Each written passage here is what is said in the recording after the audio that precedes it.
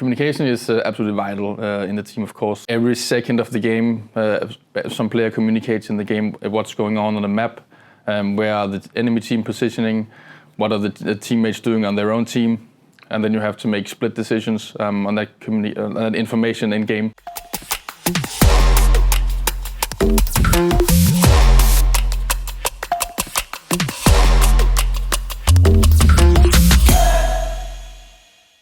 My role in the Astralis team is to be a performance coach.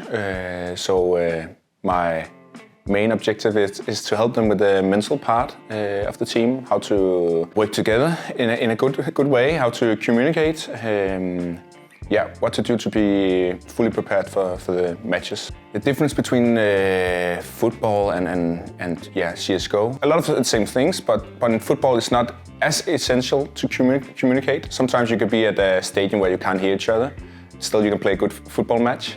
The opposite in CSGO, if you don't communicate clear and kind of concrete in what you want to say to the teammates, it's much worse for the team, and the team will not be able to play the game they want, the tactical and make the moves they like. Being honest with each other on a professional counter team is very important, because let's say you are holding a site, and if you don't trust him and trust the game plan you've made with your teammate, you might do something you shouldn't do because you don't trust your teammate. Like you don't trust that he'll throw the right flash for you. So if you don't support each other well, you will end up doing mistakes and not actually doing what you're supposed to do if you don't trust each other. So the honesty is really important, also for me as a mental coach, because if you can be honest, you say your opinion.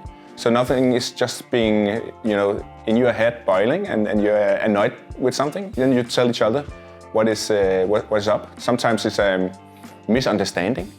So being honest is really important, and we're trying to have let's call it an environment where we are able to say what we feel, what we think. Trust is one, if not the most important thing in a team.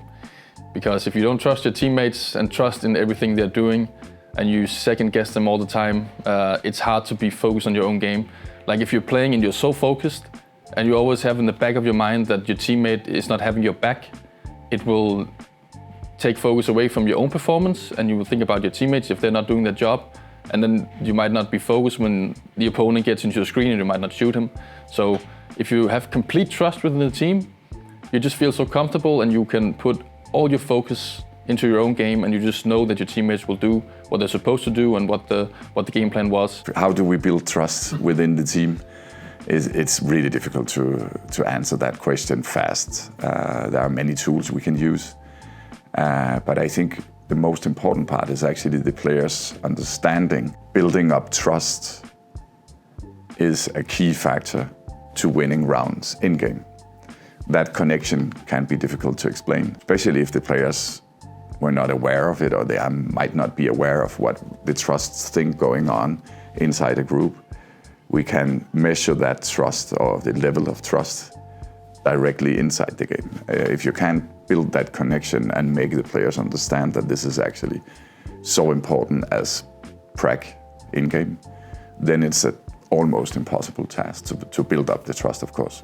If I feel like something in the team, like there might be a bit of tension between two players because their bomb side might not be going well, or something between the players, like they're arguing and not on the same page, it's just important to take a deep breath and just talk about the issue at hand, and I just make sure that they talk about it in a nice way, and we try to find some common ground so everybody can be happy. I think we build up motivation because we have a drive to win. In order to win, you need to have trust in the teammates, you need to have trust in yourself. In order to win, you need to have goals for yourself, not only for the team, but what is it actually I want to achieve? How do I want to play? How can I improve each map? How can I improve every little detail inside the map? So you have to have inner ambition to play as good as possible. But I think what drives our CSGO team is the desire to win.